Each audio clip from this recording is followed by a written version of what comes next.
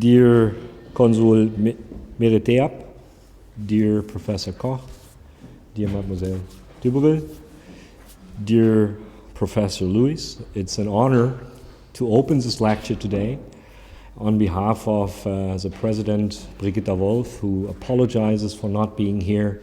She had an urgent meeting in Berlin and she asked me last week whether I could take over, and it was a pleasure to agree to this, particularly when I realized what kind of theme will be in focus of this lecture today.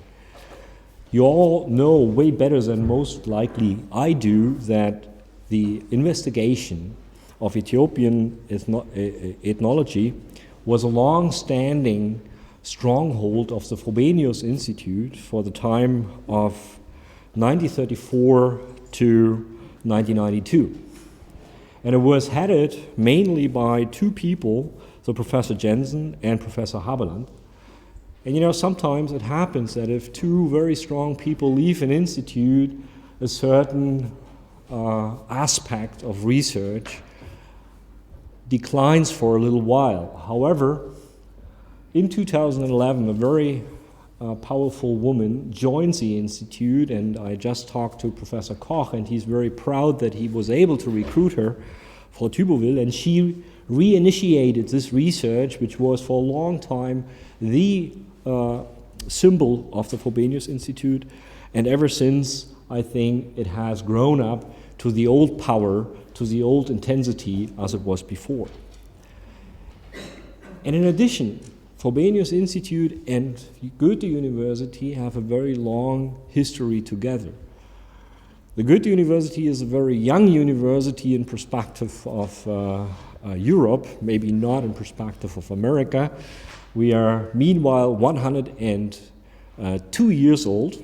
So 2 years ago, you all might remember that we had a celebration of 100 years Goethe-University, and it was founded by the citizens of Frankfurt, and by that, by all of those people who were interested in science, and which later on also founded the Frobenius-Institut.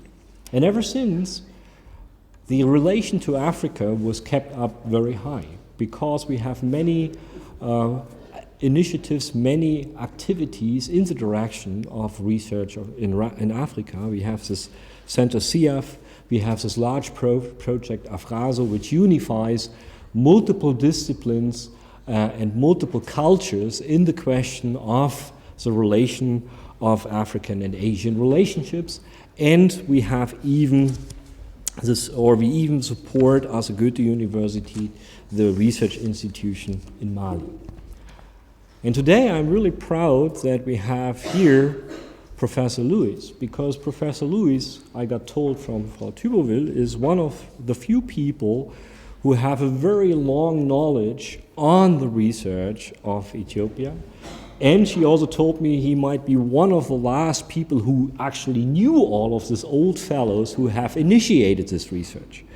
And I think it will be a wonderful talk to hear, on the one hand, the historical perspective, but also the future of Ethiopian research out of the head of a very experienced person. And I'm very proud that the consul of Ethiopia, Mr. Mereteap, is here today, because this shows that Ethiopia also sees the research in Frankfurt done by Goethe-University and Frobenius-Institut as something very important, not only for us, but also for their country and their culture. And with this, I do not want to spend any longer time, because Frau Tuboville told me maximum 2 minutes, and it's 6:25, so I overspent by roughly 25 minutes. And I would like to hand over to Mr. Mereteap for his welcome note. Thank you very much for coming, and have a great time.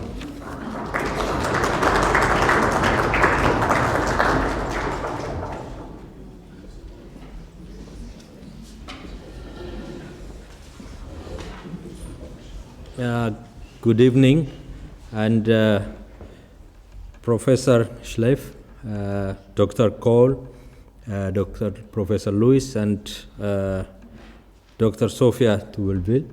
I would like to thank the Goethe-University and the Frobenius-Institut for organizing this event today here, and for inviting the consulate to be part of this magnificent event. We really wanted to have our ambassador here to address you and to be part of this event. But unfortunately, since he is out of the country, he couldn't make it, and he asked me to represent him. So please accept his apologies for not making it this evening.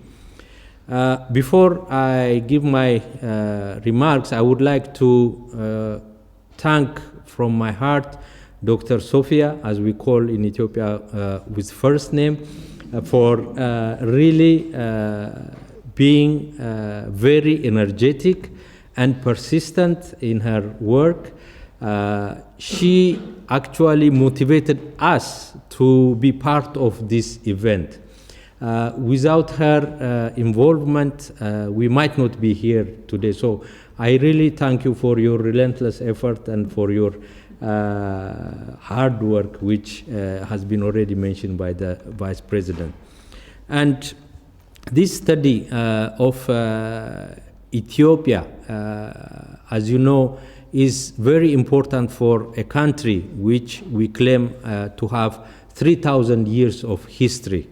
This is an ancient country, but a country which had not many records recorded and kept for the current generation and the future generation. So this kind of research and this kind of studies is very important for our country, for the future of our children, and for the world to know what Ethiopia offered to the world during the last 2,000, 3,000 years, and what it is offering and what it could offer. So our consulate here and our embassy, as well as my government, is very much behind this kind of research and supports this kind of initiatives. So please feel free to come, knock on our doors, and we'll be very happy to cooperate and further work with you. And it is my wish that all these research documents could be available to the wider world, as well as to the people of Ethiopia, so that they also know how the Institute, the Goethe-University, are promoting and doing this research in Germany and disseminating this information to the wide world. And before I conclude, and before I was told also to stop my short note, I'm glad to see some Ethiopian faces here among the students. So I would like just to say a few words in Ethiopian Amharic. እዚህ የተገኛችሁ የኛ ሀገር ልጆች እናንተም በማየቴ በጣም ደስ ብሎኛል። ይሄንን አይነት ሪሰርች እናንተም ወደፊት ከነሱ በመቀበል እንደምትሰሩና በአገራችሁን ስም እንደምታስጠሩ በጣም ተማመናለሁ። አመሰግናለሁ። Thank you very much.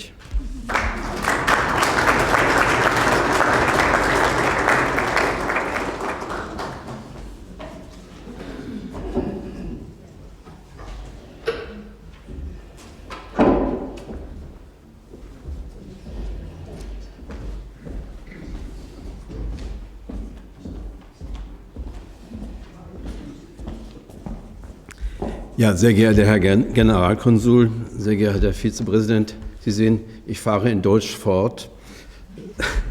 Universität ist Polyglott.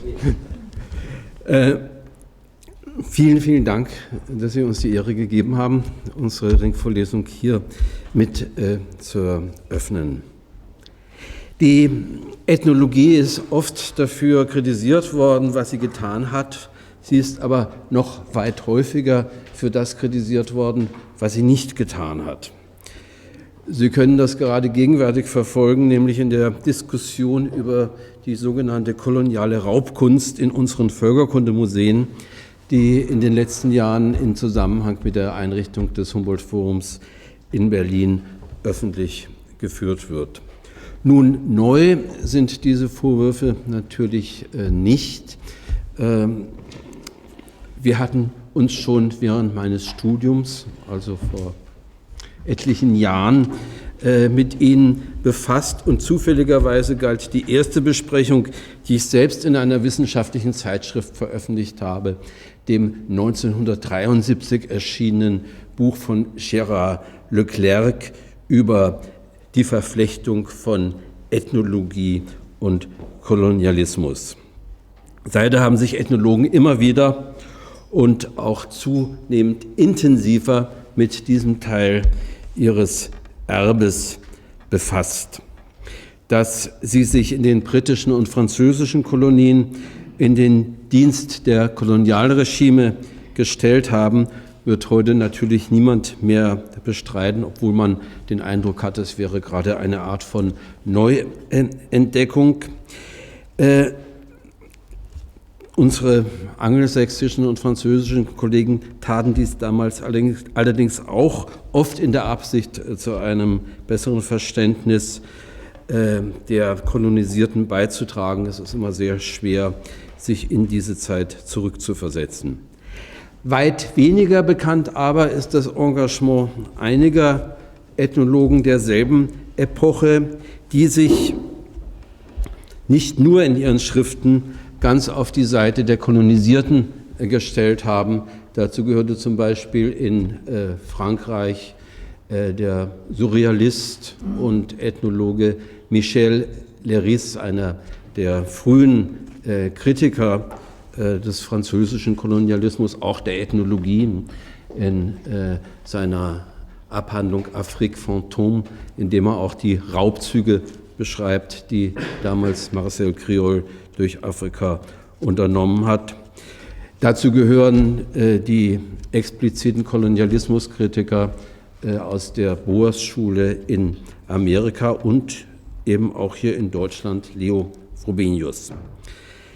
Seit seiner ersten Expedition nach Afrika im Jahr 1904 versucht er durch seine zahlreichen Veröffentlichungen das vorurteilsbeladene Bild Afrikas zu revidieren und feierte die historische Größe des Kontinents, wofür ihm dann wiederum Leopold Sédar Senghor hier in Frankfurt in der Paulskirche seine große Anerkennung, ja seine Dankbarkeit gezollt hat. Wilhelm II., den er für seine Sichtweise zu gewinnen verstanden hatte, beauftragte ihn 1915 mit einer Geheimmission an das Horn von Afrika, also ein Jahr nach dem Ausbruch des Ersten Weltkriegs, wie nahezu zur selben Zeit in Arabien der Archäologe T.E. Rowans, auch er ein Partisan der Unterdrückten, der später ja nie mehr seinen festen Platz in der eigenen Gesellschaft finden sollte. Ebenso also wie Lawrence die Bewohner der Halbinsel gegen die Osmanen, so sollte Frobenius die Bewohner Eritreas und der somalischen Küste gegen die italienischen und britischen Kolonisatoren aufwiegeln und für sein eigenes Land gewinnen. Auch hoffte er, ein Bündnis mit dem äthiopischen Kaiser gegen Deutschlands Kriegsgegner schließen zu können. Seine Mission schlug fehl, sie schlug sogar jämmerlich fehl. Er musste unter wenig rühmlichen Umständen von Eritrea aus nach Deutschland zurückkehren. Doch die Leidenschaft des Wissenschaftlers für Äthiopien, die bei uns im Übrigen auf eine sehr lange Tradition zurückblicken kann, der erste Lehrstuhl für Äthiopistik wurde in Deutschland im 17.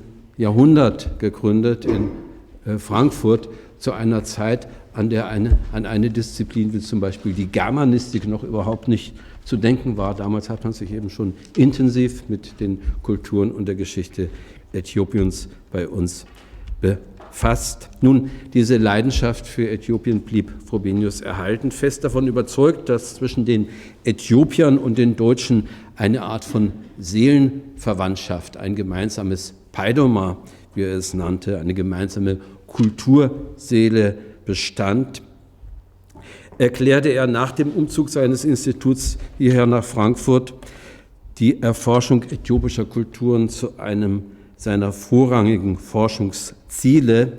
Es dauerte dann allerdings noch einige Jahre, bis eine erste, wie man damals sagte, Expedition nach Südäthiopien stattfand, nämlich 1934/35.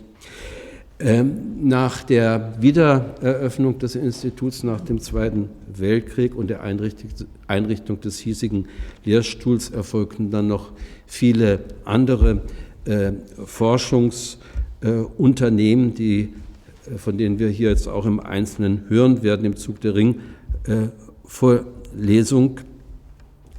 Dabei konnten also Jensen, der Nachfolger von Frobenius, und eben auch dessen Nachfolger Eike Haberland, mein unmittelbarer Vorgänger, immer auf die Unterstützung des äthiopischen Kaisers Haile Selassie rechnen, dessen Neffe im Übrigen auch bei unserem Institut promoviert worden war, Herr Aserate, den Sie dann in der nächsten Stunde werden hören können. Die Ethnologie, ein Kind und eine Helferin des Kolonialismus, hiervon kann in diesem Fall also gewiss nicht die Rede sein. Das erklärte Ziel von Frobenius, seinen Nachfolgern und deren Schülern war es, die lokalen Kulturen Äthiopiens so genau wie möglich zu dokumentieren. Sie taten es in der Überzeugung, dass sie vom Aussterben bedroht seien. Das war zwar völlig falsch, wie wir heute wissen, viele von ihnen sind stärker denn je. Doch wird niemand leugnen wollen, wie sehr sie sich in den ziemlich genau 100 Jahren seit Frobenius' ersten Besuch im Gebiet des alten abessinischen Kaiserreichs verändert haben.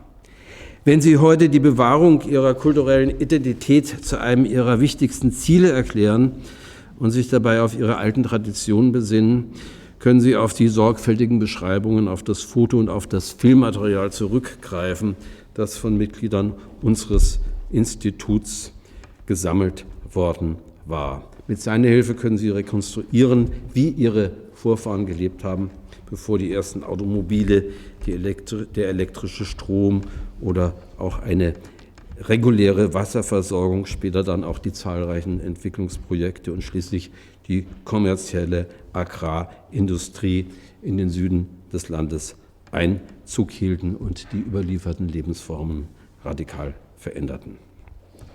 Absicht der Ringvorlesung ist es, eine Bestandsaufnahme der Forschungen des Frobenius-Instituts in Äthiopien zu erstellen und dabei zugleich danach zu fragen, welchen Beitrag mit der Hilfe seiner Dokumentationen zur Rekonstruktion der Geschichte und Kulturen des Landes geleistet werden kann. Die Ringvorlesung soll zugleich einen nach außen deutlich sichtbaren Neuanfang der Äthiopien-Studien an unserem Institut markieren. Herr Vizepräsident Schleif hat es ja bereits gesagt, um den sich Frau Dr. Sophia Thubonville, die bis zu ihrer Einstellung an unserem Institut, im Übrigen das South Omo Research Center in Chinka in Südäthiopien geleitet hatte, sich in ganz besonderer Weise verdient gemacht hat. Alle 3 drittmittelgeförderten Forschungsprojekte, die seither an unserem Institut angesiedelt werden konnten, gehen wesentlich auf ihre Initiative zurück und Gleiches gilt eben auch für die Konzeption und Organisation dieser Ringvorlesung. Ihr seid dafür ganz, ganz herzlich gedankt. Sie wird später nach dem Vortrag von Professor Lewis noch kurz zu Ihnen reden und Ihnen die kleine diese kleine Ausstellung, Entschuldigung, also nicht die kleine Ausstellung, sondern die kleine Ausstellung vorstellen, die Sie draußen werden sehen können. Ganz herzlich möchte ich eben auch nochmal dem Generalkonsulat dafür danken, dass er sich auch an dem anschließenden Empfang beteiligt hat. It is a big pleasure, if I may continue in English now, that we can welcome this evening Professor Herbert Lewis from the University of Madison, Wisconsin, to open our lecture series by a talk on 60 years of Anthropology in Ethiopia. Professor Lewis is one of the leading figures in Ethiopian studies. Since the mid-50s, he worked on the history of the Oromo kingdom of Jimma Abafifa, as well as on the way of life, the traditional belief systems, and the political organization of contemporary Oromo people. Another topic of his research was the immigration of Yemenite and Moroccan Jews to Israel based on studies he conducted from 1970 to 1980. A third field of studies he found directly at his front door, an advantage of our American colleagues that they have till today, the Oneida Nation of Wisconsin. He collected the life stories of many of them and published them in a monograph in 2005. And I especially have to mention his most recent book that bears the title In Defense of Anthropology and contains a sophisticated critique of the critics of anthropology, especially the widespread postmodern position according to which our discipline has always been a handmaiden of colonialism. Nevertheless, as all of us know in anthropology, as well as in real life, first love is always the deepest. Professor Lewis' favorite subject of research has always been Ethiopia. You can read it, you can see it on the titles of his many articles. The country where he went through his initiation rites as a young field worker more than 5 decades ago. And I suppose that much of what he will tell us this evening will not only refer to the history of anthropological studies in Ethiopia, but also to some of the most important stages of his own life and work.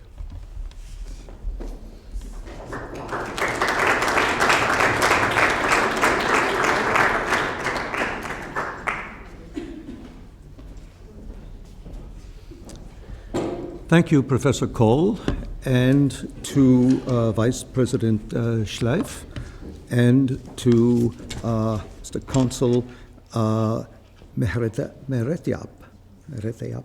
And excuse me, I have been given the job. This is a do-it-yourself business here. I have to find the port to put this in, and there we go. Oh, it's over there.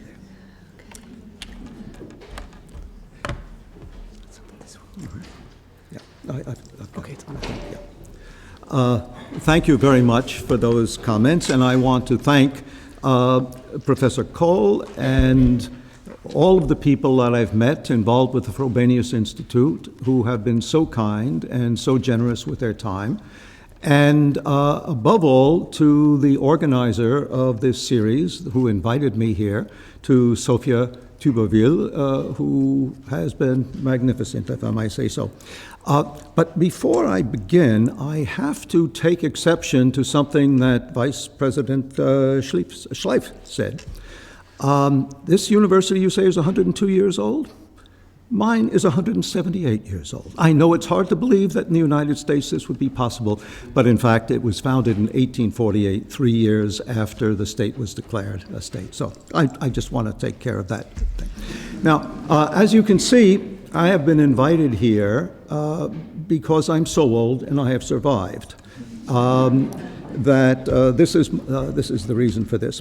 Now, Ethiopia. Here it is. Has been so attractive to scholars for very good reasons, as it is now increasingly attractive to tourists and travelers, to give them a better word. History, the prehistory, as the consul said, goes back perhaps 3,000 years. This in Aksum, a great obelisk, so remarkable that the Italians bother to take it, or it's like, to Rome, is just one example of an ancient history.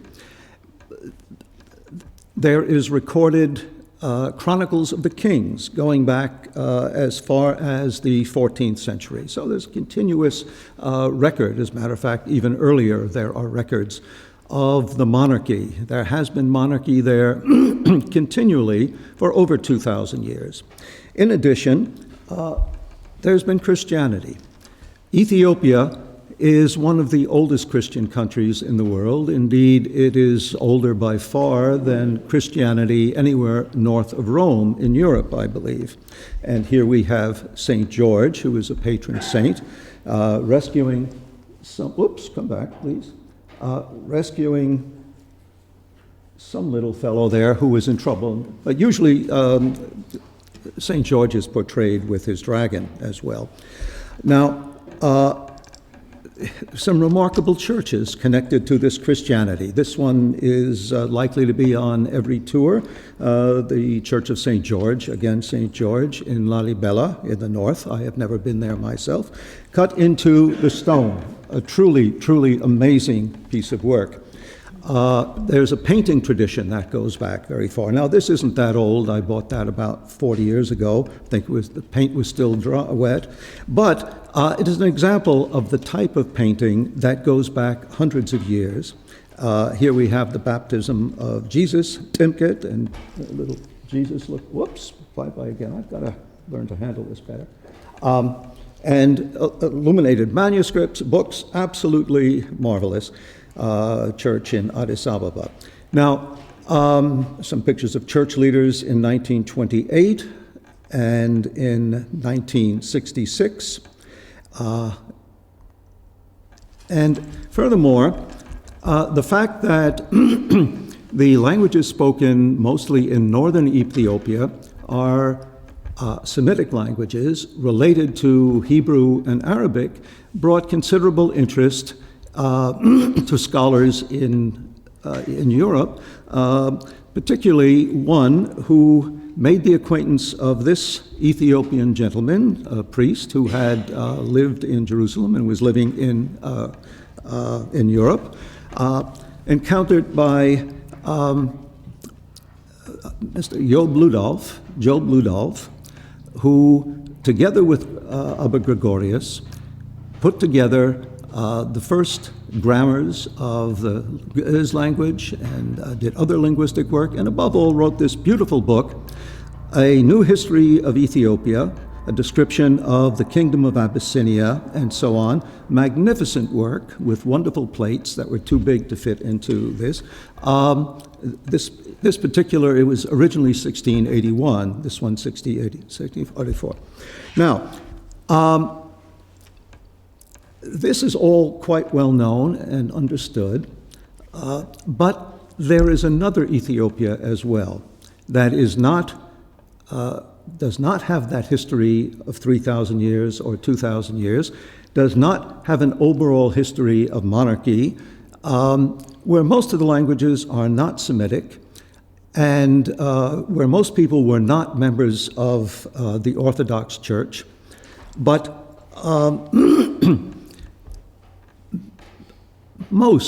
by far most of the 75 languages that are spoken in Ethiopia are spoken in the areas to the south of, I'm sorry, I should have the map ready, but we'll come to the map in a minute. Well, let's see if we can just, no, I guess we can't. Yeah, how do you like that? Right there, just when we needed it. When we speak of the north, of Abyssinia, as Ludolf called it, we're talking about really everything from Eritrea here and down to Addis Ababa, this great area.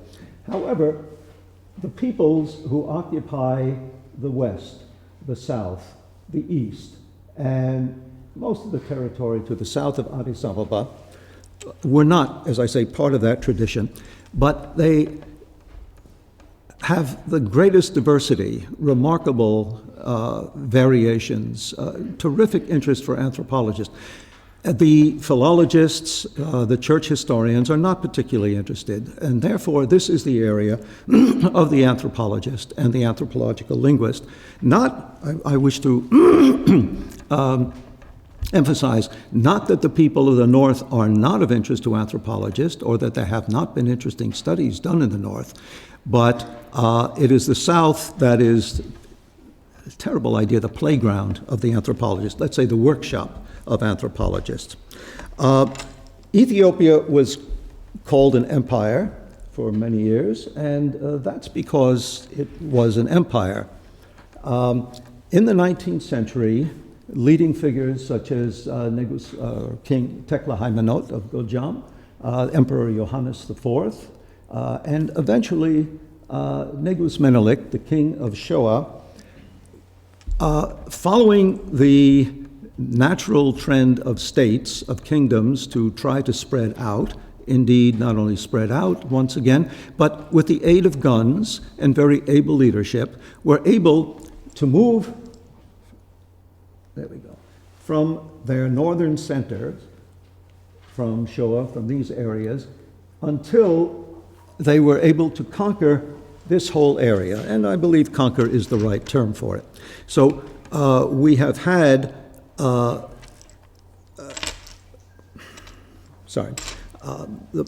population of the South has been really colonialized. Ethiopia was not a colony of France or of Germany or of the British Empire, but was for a while, only 5 years, the Italians had very weak control. It was certainly not colonized. However, as a colony, it has been a colony by the North. And after Menelik, we have the Emperor Haile Selassie, and there are no there obviously we have Haile Selassie more or less as St. George, and then there are no lack of pictures of Haile Selassie. He was very photogenic, very handsome man, and did not mind being photographed. And so there are a great many examples. Now, at the time that he took over, he was, his coronation was in 1930, and it was noticed, even celebrated throughout much of the world. In the United States, the National Geographic covered it very well. And this will give you an idea of some of those early periods of what life was like.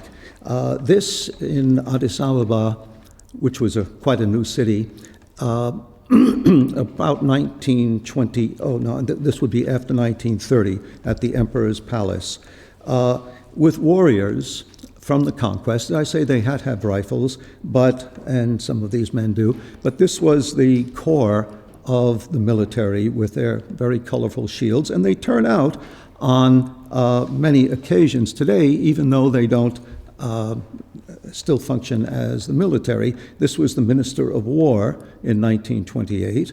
And when some of the early European travelers came with camera, this was a couple who were predecessors of Adolf Jensen, named Azai and Chambard from France. What they discovered, or what they knew, there were Abyssinian chiefs, as they called them, who were mounted warriors ruling in the south. This was in Addis Ababa in 1960. These fellows didn't rule over anything, but they still remembered the traditions and were very proud to turn out, and believed they were Oromo. We'll talk about Oromo in a minute. And furthermore, that military tradition of horsemanship and so on still exists in parts of Ethiopia with this tournament, call it a game of gooks, which can be quite dangerous, but it is a game. There's no blade on those spears. Now, again, in the 1920s, just to give you an idea of the rule in the South and the kind of social situation, This was one governor with his servants and family. And here, at a much larger level, is Ras Biru, who had been the governor of several different provinces of the Empire of Ethiopia. And here is the palace that he built for himself, the great mansion that he built for himself and his retainers and his family in Addis Ababa, about 1920 or so. Please keep that in mind, that image. I should have been clearer that the main mode of control of the South until recent times was through these governors, through truly a feudal system in which men who had been in the military or were favored by others who were given grants of land with control over the population living on that land to be able to take produce, taxes, and so on, and they ruled sometimes quite nicely and very often not. And they would normally, especially in the far south, were culturally quite different and might look with contempt upon the peoples that they were ruling. Here we have His Imperial Majesty celebrating Coronation Day in 1958, and you see him just there. You would see him there if that hadn't been number 36 on a roll of 37. So I'm afraid when he waved to me, I had just used my last piece of film. Now, Haile Selassie, let's go back to Haile Selassie for a second. After, especially even before the Italian invasion of 1935, had begun to centralize his rule and have the beginning of development with the aid of various advisors from outside the country and by beginning to send boys to school. But he still had to contend with major nobles, with governors, who might have their own armies, their own ideas, and were able to countermand his orders sometimes. Once the Italians invaded, it was their misfortune to be driven out again by British-led forces from Africa, from the Sudan, from South Africa. And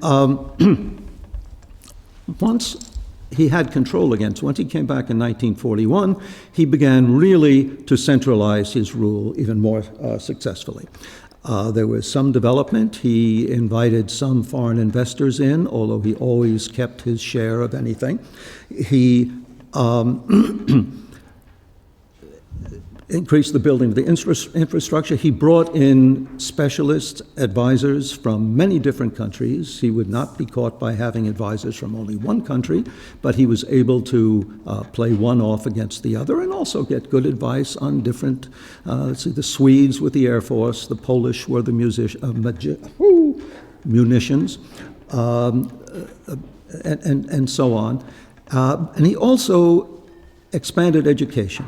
He expanded education through high school, increased the numbers of high schools, and also sent successful young men who had done well in high school to Europe and the United States, actually, for further education. And they came back, and he might use them particularly to check the nobles by having an assistant governor, a vice governor, who was newly educated, let's say at the University of Wisconsin, to actually do the hard work or the actual work while the governor himself was probably commanded to attend to the emperor at the palace.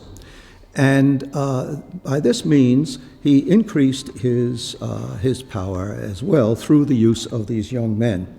Now, one problem is that when you increase education of young men, sometimes they get ideas.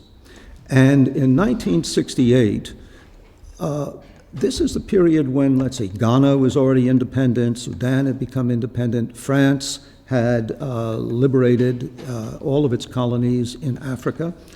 And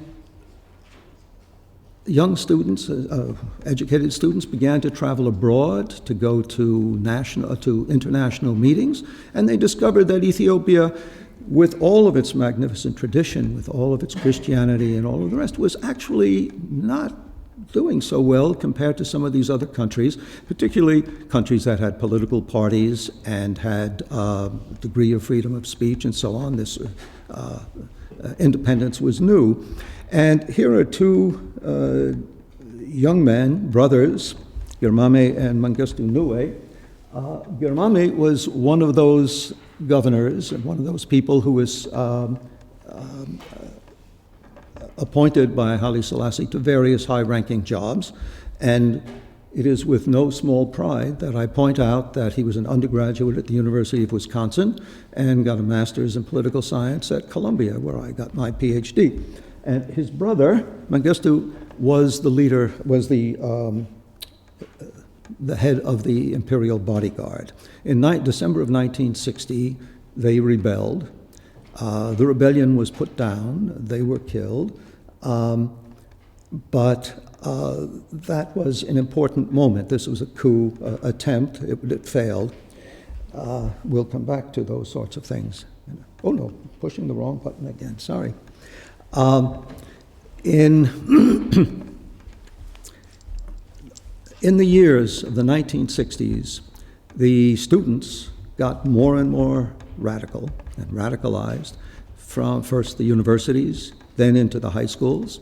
And by 1967, 1968, you probably could not have found better Marxists in the world than in Ethiopia or among the Ethiopian students who were abroad. And the pressure built up, and eventually there was a great famine, things were bungled, and in 1974, oh, there he is, there was a coup and successful takeover of the government by a group that called itself the Derg. Lots of fighting, lots of things went on, lots of death, but they managed to rule overall, called themselves Marxist-Leninists and scientific socialists. They nationalized land. They organized both urban dwellers and farmers into associations where they could be watched and be given orders and so on. They wrote women's groups, farmers groups. As I understand it, the university faculty had to spend a lot of their time listening to education lectures. Here in 1980 was a center devoted to women's organizations, a degree of militarization involved at the leadership. And that picture comes from the Addis Ababa Hilton. Now, Hilton hotels, we're not used to having this kind of poster exactly with the raised, whoops, come back again. Why do I keep on doing that? But there is Mengistu Haile Mariam with the flag, and they ruled for, look what happened. Remember Ras Biru's wonderful palace? He has to share the space with Karl Marx. But that was only until 1991. For 17 years, there was a buildup of wars, various political parties, more than parties. These were outlawed political movements and armed movements, and there were quite a few of them, like the Eritrean People's Liberation Front in the far north, the Tigray People's Liberation Front, little south of them, the Oromo Liberation Front in various parts of Oromia. And in 1991, the Derg was overthrown. Now, but not before. One of the things that they did was, now you'll see here, a fairly typical countryside. I mean, one could take millions and millions of pictures, but this particular one I happen to like. And you'll see that the houses are dispersed all over the land, and people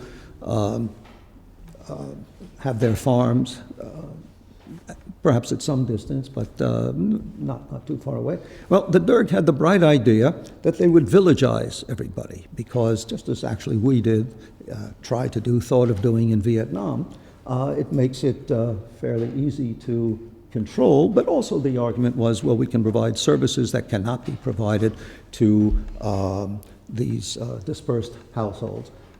So they built a village like this, but it was quite late in their years. They managed to force people into quite a few of these, but then they lost. Oh, there were also resettlement projects that took people from the drier, less productive north and brought them down to the west and the south, to areas that were seemed much more productive and could bear more of these people. So there was a movement of peoples that had not known each other, that had not cared for each other, particularly who had different cultures, different customs, into the same spot, sometimes taking land at the expense of those who were already there.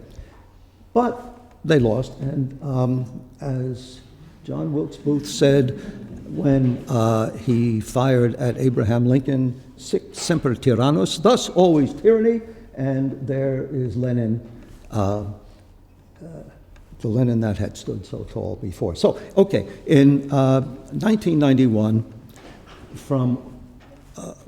one of the things that happened was that in 1991, having been told for 17 years that there was no God and that religion was the opiate of the masses, when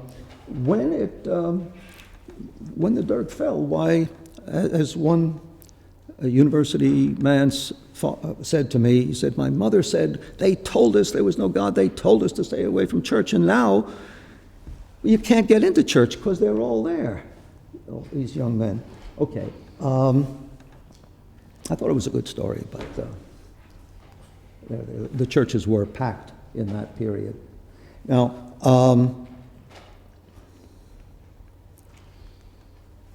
okay, the new government came in and is still in power. It is a coalition of several different parties, one Amhara, one Tigray, presumably a Oromo party, and the Southern Ethiopian People's Democratic Movement, and so on. But really, the power lies with the Tigray and the TPLF and its descendants. So, the period that anthropologists have been working in Ethiopia goes from this pre-Italian Revolution time of the 30s, when Haile Selassie was just beginning to get his power, to the post-war period, especially 1948, to 1974, when he was overthrown when Haile Selassie was overthrown by the Derg, and then from 91 until today, when the IHADEG, the Ethiopian People's Revolutionary Democratic Front, continues to rule. And they did something very interesting. Something important that I failed to tell you, which was that Haile Selassie, in addition to getting control over his government, his military, the church, also wanted a policy of Amharization. Now, I haven't used the name Amhara before, but this is obviously the people that had ruled Ethiopia for centuries. It was their language, the Amharic language, that was and still is, the state language. It was the language of instruction in schools. And the policy was to try to Amharize people insofar as they went to the trouble of actually going into these far-out places in the south and working with them and trying to do that. But the point is that it was forbidden to use other languages than Amharic or English or French or German perhaps in official publications, in schools. Missionaries were not allowed to preach in the local languages. Radio, there could not be other languages on the radio. Once The new government came in, they changed this very seriously. One thing that they did, and the biggest thing that they did in this way, was to reorganize the Ethiopian provinces into ones that are based on predominant ethnicity. So that we have Amhara here in the north, and Tigray there, and then the two main Abyssinian groups, or Habasha, or those that had, and now that Tigray still are in power, really. And then you have a pastoral people, very few on the ground relatively, Afar here in the desert, and Somali, and here are people very closely connected to those in the Sudan, the same thing here. The southern nations, nationalities, and peoples are, basically, this is where most of today's young German anthropologists have been working in this area for many years. And Oromia, you'll see, runs from here to here to here. It is a vast territory. Ethiopia is a very large country to begin with, and this is a vast part of it. And in it live perhaps 1/3 of the country's people. The Oromo probably number at least 25 million, perhaps 30 million, nobody really knows. And this is the area in which they have the right to teach their language, to develop their culture, to publicize it. And theoretically, they have a political party, the OPDO, the Oromo People's Democratic Organization, which is allied with the ruling party. And so this has been a major change in the lives of people, perhaps not economically, perhaps not as much political freedom as might be liked, but in terms of the ability to develop one's culture, something seriously different has occurred. This is just a detailed map of that. Now, so this has been the background to the last really 80 years, 100 years. And I thought that might be useful. Now,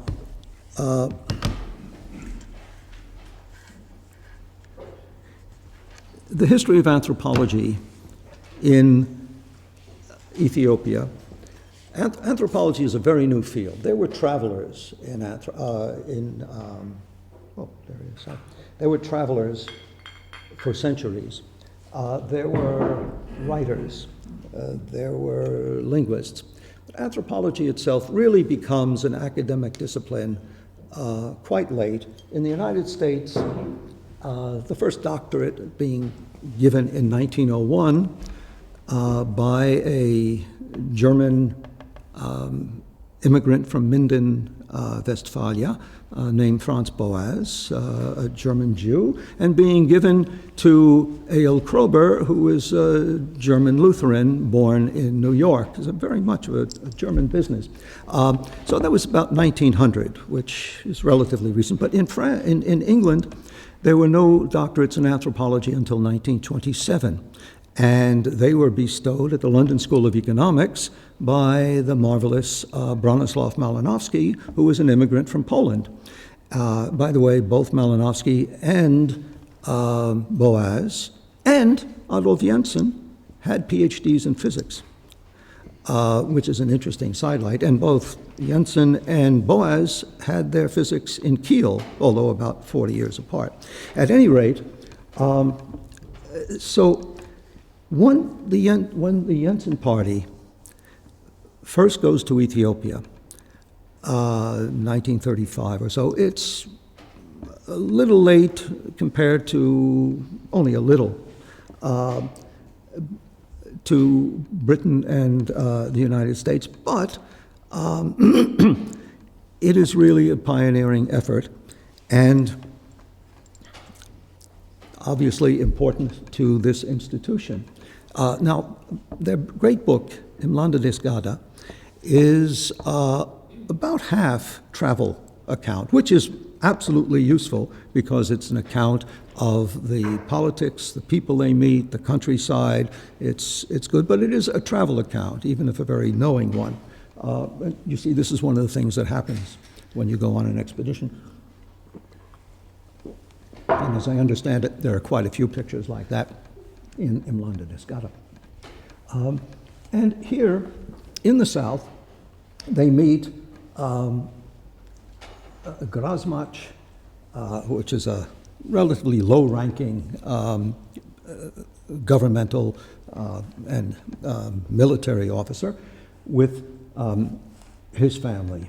And then one of the places they go is where they begin to focus on a particular problem rather than a travel diary. Part of it is here in Konso, which is an amazing place. And then and now as well, it's one of the, not many places in Ethiopia are terraced like this. Not many places. I had said that there was villagization in Ethiopia because people in Ethiopia lived outside. Not among the Konso. Here, uniquely, in all of Ethiopia practically, you had people, if I can use that terrible word, traditionally living in tight-knit villages. And there were other things about them that were interesting, and that was these wooden statues, memorials to the dead, called waka. And they were very interested in those, and there was a lot of stonework as well, and they were interested in what they called the megalithic culture. And they felt that there was a period in history and place when this stone building, memorializing culture was, if not all worldwide, very widespread, and they felt there was some kind of connection. And that was important, and they studied, let me go back to a prettier picture there, that one of the things that they noticed, and that is in the title, Imlanda Desgada, was a very important institution which you will hear of in Ethiopian studies very often, and that is, it refers generally to a kind of an organization of society, particularly involving men who pass through fixed grades as they age, so that you go from childhood to a junior warrior. I'm just saying this is found all over East Africa. So just as a general way, you go through these grades, then you become a senior warrior, then you become a member of the ruling group, and finally you retire. And this is more or less what it is supposed to be with the Oromo. So this was a matter of some interest. And also there's rule by assemblies, and there are major rituals involved with the turnover of these. And so it began to be a topic as early as 1935, 1936, and continues to be today, as if I get that far, we'll see. So they focused on this among two groups, the Gedio, or they called it Darasa, today called Gedio, and in Konso. Now, these books, these major ones that followed, based on expeditions in the early 1950s, Altfurke Südäthiopiens and Westkushirika, you can read it and pronounce it better than I can. So, the West Kushitic peoples of South Ethiopia were major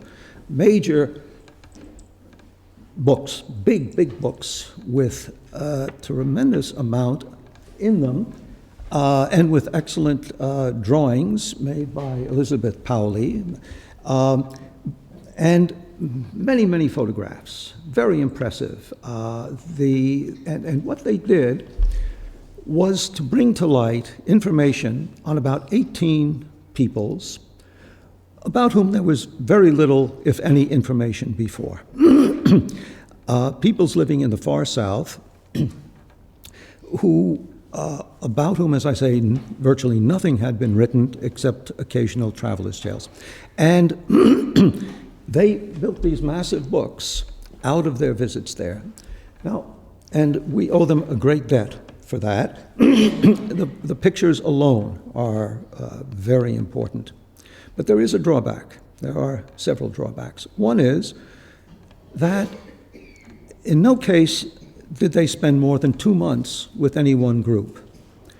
And, sorry. they were forced because of this. There is one place where there's always one place where there was 4 months. So 2 months, and that is not, and sometimes it's only 2 weeks or 3 weeks or a month with a particular people. And by the canons of anthropology that were developing by that time, especially in the 1950s, this was considered totally inadequate. This would be just a traveler's report. We had come to expect an anthropologist to spend a year or so in a place at least, and perhaps to keep going again and again. Secondly, when you go there and you just drop in, like from a helicopter, although it was there weren't too many helicopters back then, but when you just drop in, then you were really dependent upon first place translators and second place informants. You have to ask them what it's like. There's a certain amount you can see in material culture, but you really can't see the people in action. You can't get a sense of their feelings. You can't see how Gada is actually working, only what they tell you, unless you happen to be there at the moment, and you may not have the background. So that's a second problem with these very, very valuable books. There's a third problem, and that is they were working in terms of a paradigm which was pretty well out of fashion by the time, certainly by the 1950s. And this is a paradigm found really just in Vienna and certain parts of German anthropology, which is called the Kulturgeschichte school and the Kulturkreis view that people were basically pretty uninventive. So where you see things that remind you of someplace else, they were probably not invented there, but were probably borrowed from there. And furthermore, there were certain times and places when particular combinations of culture fell together. And these would be the Schichten. And they looked at this area in terms, they felt that they had 3 Schicht. And one of these they called the Nigritic, another one the Nilotic, and the third the Cushitic, and they were ranked. I don't have time to go into it, obviously, but in the ranking, the Nigritic, as you can see, was also the Altkultur, the oldest culture, and we no longer say that there are oldest cultures. We think that all people are equally old, but maybe have had fewer things happening to them. But the old culture was associated with these people on the right, Nigritic, in this case, members of the Ari. Now, then that would be overlaid by the Nilotic, who are obviously of a higher status because they bring in cattle instead of planting funny root crops and things like that. And then the Cushitic, which is still higher because that, like the Gala and so on. Or Oromo, my God, did I say. Okay, and here is a good example. These 2 pages face each other. Here you have Amhara types. Tipen, Amhara, doesn't it say that? Yeah. And they look pretty darn good. I mean, this guy's got a tie on, and this one wearing a kind of colonist pith helmet, and she's lovely, and he looks pretty serious, and here's a happy family. Now let's look at the Ari. My God, some of them aren't even dressed. They're naked, and they're little. And there's a very clear message there, and it's a racist message as well. So this is another problem. Now, let's come back to that for a second. I hate to say that, or I feel bad coming to the Frobenius-Institut, where this came from, except that I'm pretty sure that the young German anthropologists who are here now are just as critical of this, and so I feel it's quite all right to do that. Here they have a picture of a Hamar boy jumping over cattle, but I'm assured, or the idea that it was obviously done for this purpose. He's only got a couple of cows, and that's often done by 6, 8, 10 cows, and furthermore, he's wearing pants, and I was assured the other day that Hamar wouldn't do that with pants. You really have to be naked, and this was, a friend of mine took this about 6 weeks ago in Hamar, over about 8 cattle, and did it the right way, except there were a bunch of tourists there too, and that's a whole nother story. I won't say more about this massive book. This is Eike Habelan's contribution of massive work about the Oromo. And the Oromo, but as I say, first of all, maybe 25 million today. Perhaps then there were only 5 or 6 million. There's been terrific population growth, but they were a major factor. And as you saw, they run, their land goes from the borders of the Sudan to Somalia, and basically from the border with Kenya. Indeed, there are Oromo Borana in northern Kenya, and it goes quite far north. And so they have been a very expansive people, and with that expansion, they also became very diverse, so that there is so much that is different from one group to another. Gada is important, and Eike Habelan studied Gada in Borana, and he was by far not the only one, but perhaps the first. And we'll come back to Gada again, but I worked in areas with Oromo in 2 different areas that were totally different. And how am I doing on time? 10 minutes? Oh boy, I'm going to have to talk fast. I really, okay. A new era. I say that because I think I was part of it, but I'm going to go real fast now.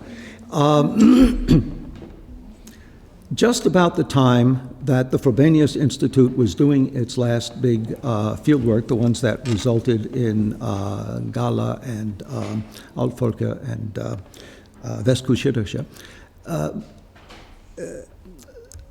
anthropologists started coming in droves from the United States. Now, let me be clear.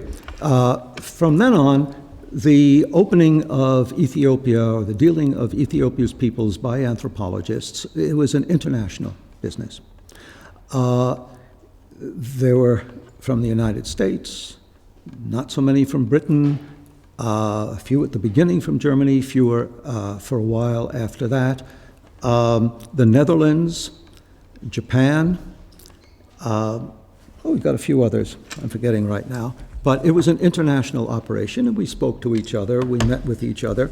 But there are also patterns.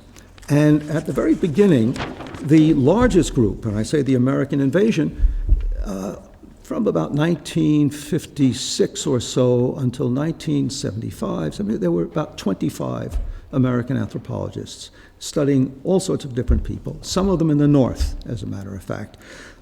And that was a lot. It was far more than any other group. After the 1970s, the Americans dropped out. I think there's one now working in Ethiopia. But the Germans had a whole new lease on life, and I hope I get that far. So let me just. I was brought here because I'm so old. Okay, this picture comes from 1958, and from a house in Kazaenchis in Addis Ababa. That's my, whoops, come back here. Come back here, okay. That's my wife, my late wife, and she was a wonderful traveler and a wonderful wife. But, like everyone else in the picture but me, she died. This is Hal Fleming. Hal was an anthropological linguist with his training from Yale, who made major contributions to study particularly of the southern languages when he, if anybody here knows about the Omotic languages, it was his kind of recognition that they represent a whole different group of Afro-Asiatic languages on a par for linguistic, historical purposes with Semitic, Cushitic, Ancient Egyptian, Berber, I don't know if I got it, and the Omotic, Chadic languages. It's a very important discovery. This fellow here published, I guess, the first of the books. This is Donald Levine, best known for a book called Wax and Gold, which we'll, if I have a minute, we'll talk about. This fellow, Bill Shack, no, he was from the University of Chicago as an undergraduate, as a graduate student, and until he died. last year. He was the Master of Social Science at University of Chicago. Bill Shack, also from Chicago, but with his PhD from London, and became the Dean of the Graduate School at Berkeley, actually, many years later. And me, that's just me there, not looking very... at any rate, the four of us were all doing research at the same time. It was 1958. And, well, this is just to give you an idea of what the countryside sort of looked like back then, but no time for that. It might, in some cases, not look that different now. I mean, the process of agriculture, of harvesting wheat, carrying it on the backs of women, having the threshing done by cattle, especially bullocks, winnowing, and the mighty Smith with his anvil here and his major tools and a very old bellows made of goat skin. But my friends were there, as I say, in Ari country, actually, several months ago, a couple of months ago, and here was somebody he has exactly the same anvil and more or less the same tools. So anyhow, that was just, here's that first book by Donald Levine, the guy who had the masenko, the one-string instrument. It was still one of the most interesting and probably the most talked about book at all, because he lived among the Amhara in Shoa, and where people were very proud of their connection to the ruling lineage of Ethiopia, and very Christian. And he did a several-part study. One aspect had to do with rural life and change and developing the lack of it. Second part had to do with what he felt were central values, central attitudes. And these have been quite controversial over the years because of what he said about Amhara attitudes. And the title Wax, come back here. The title Wax and Gold refers to a form of poetry in which there is a hidden meaning, which is the gold inside the wax, the more obvious meaning. And at any rate, that book came out in 1966, I think, 65 or 66, and I think it is still being discussed in argued. Oh, I forgot the third part. The third part, he deals with young intellectuals, young educated people who have come from that area. In this sense, it was an early example of what in anthropology these days is being called multi-sided anthropology.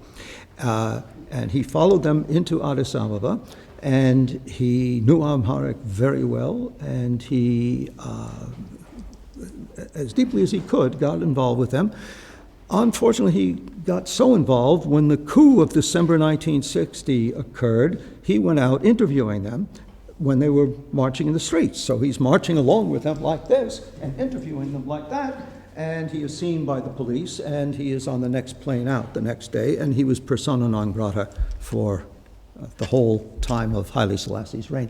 But at any rate, he maintained his interest, and he was deeply involved with exile politics and so on for many, many years, until he died last year as well. Bill Shack, I'll just briefly say this was a study of a people who speak a Semitic language, about 500,000 people probably, not that far from Addis Ababa, whose men unusually began very early going to Addis Ababa to work, work in menial jobs and opening stores and doing things that most northern Ethiopians would not do because it was to work with one hand. But nothing was beneath them. At the same time, they kept their connection to their homeland very, very strongly, would go back and send money back for its improvement, and deeply engaged in their rituals, ceremonies, assemblies, and so on. Again, just to show you, we were young once. This was on the way down to Jinka. Myself, my late wife, and Fakir, who was about 17 years old, and a terrific kid. And now, we're not in the water. I've had that experience too, but just to show you that it wasn't all that much better in 1959 than it was for Jensen in 1935. That's an escarpment down, and this is an escarpment, and we figured there was no way to go back down. Now, my own field work, my own research, the first, what I did for my dissertation, had to do with this man who had died in 1932, but he had ruled for about 50 years over a kingdom. Now, the title of my book, that's not, there it is, A Gala Monarchy is a Shame, and I will be written to by Oromo, who say, why did you call it Gala? Because Gala is a curse word now. It is considered, as we in the States call the N-word. So you'd have to say the G word. But back then, it was not. It was the only word that we had going for this. And furthermore, most people of that ethnicity accepted it, except one intellectual I knew who said it should be Oromo.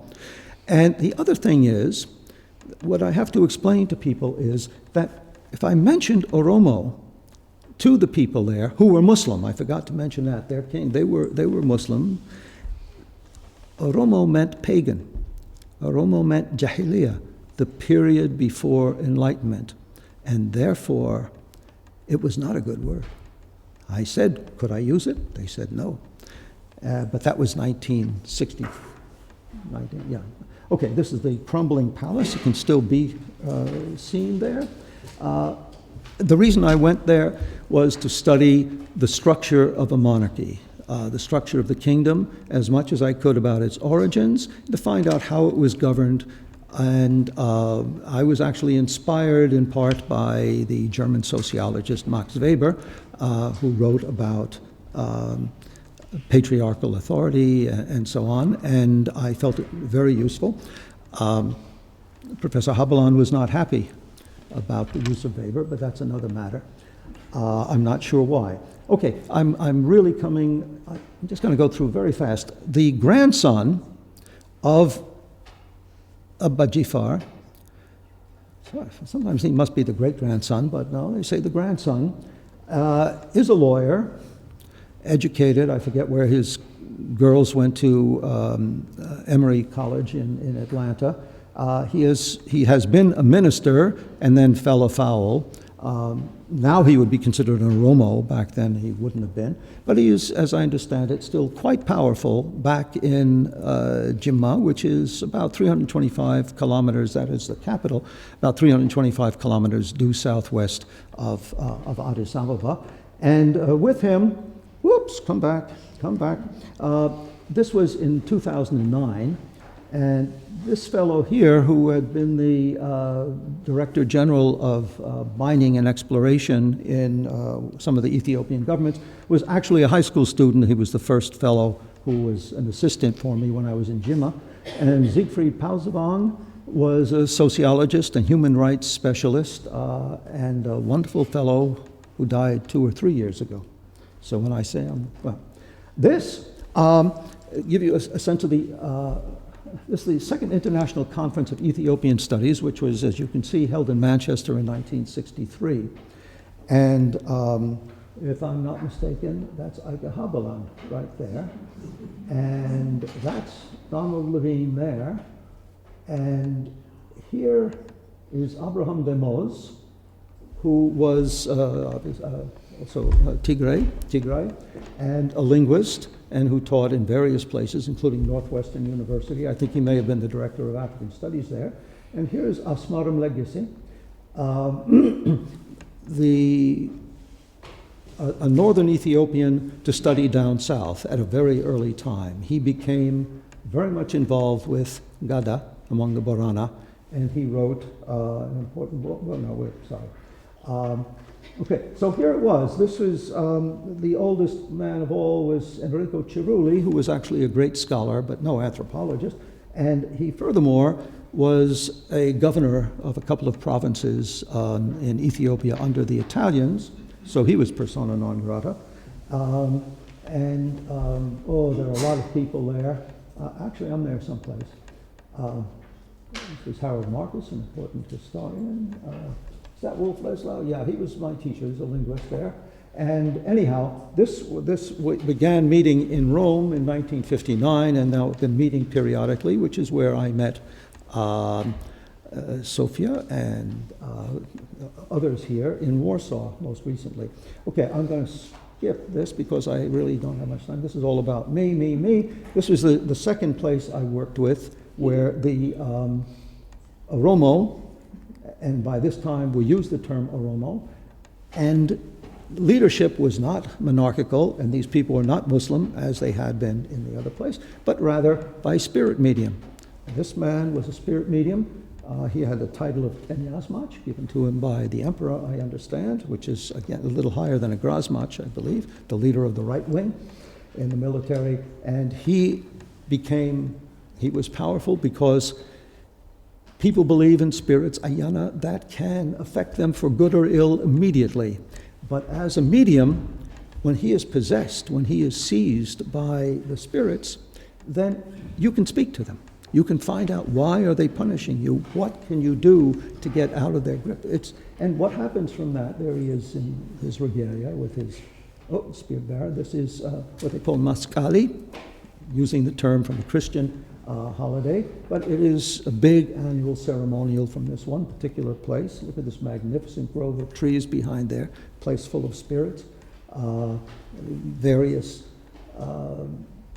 groups pass in review. These are possessed women. They will be possessed for days, and they run throughout the countryside with, I think I have to go to the end now. And here are the old ladies who serve at the centers with their typical hairdo, their uniform. And here is the Kalus, well, that wasn't his brother. Here is the group that will fight with gooks, that will do the tournament. And, okay, justice, settling, so all organized. And this is the first of the Swedish anthropologists, Karl Erik Knudsen, who was inspired by the great, I said Swedish, I was Norwegian, inspired by, I consider the great Norwegian anthropologist who is still alive, Fredrik Barth, who inspired a number of Swedish anthropologists, Swedish too, but Norwegian, and me.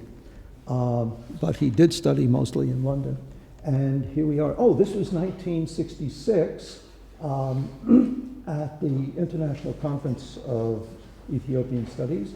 And here, you'll notice in the center is His Imperial Majesty, Haile Selassie I. And again, many of the same cast of characters. Oh, I see I'm actually there.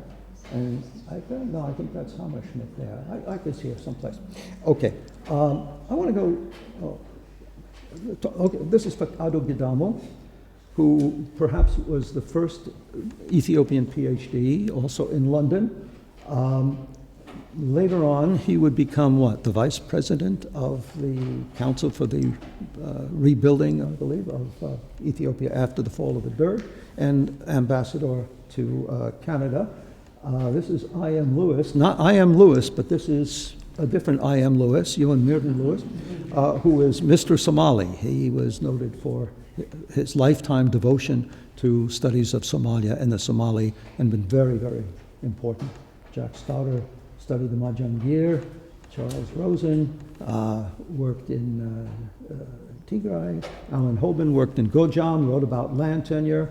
I'm there. B.J. Andrzejewski there, and I believe his name is Hammerschmidt. Looks a bit like Eike, but I don't think he is. Okay, I'm going to, this is the book by Asmaram Legacy. I said he was actually an Eritrean background and got a desire to go down to southern Ethiopia and work with this Gada, which is so important. More recently, Marco Bassi, political and judicial processes among the Oromo Borana, much less theoretical, much more actual. The Consul of Ethiopia, Christopher Holpike, English, went back to the same area that, and I guess he was the first person really to go back and study after the original Jensen, well, actually the two Frobenius-Institut expeditions, and gives a very different perspective because he was there for over a year and he was looking at all of the social interactions and values and so on, and not just asking, and this is the Waka again, And here we have a more recent one by a German anthropologist talking about the same thing, and especially the grave culture and among the Konso and related peoples.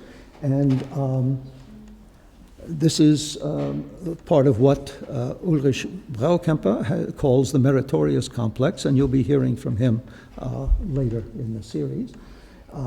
This was the land tenure. Just to Fukui, Japanese, Tournai, French, Turton, British, edited a volume with various hands, again from that southwestern area.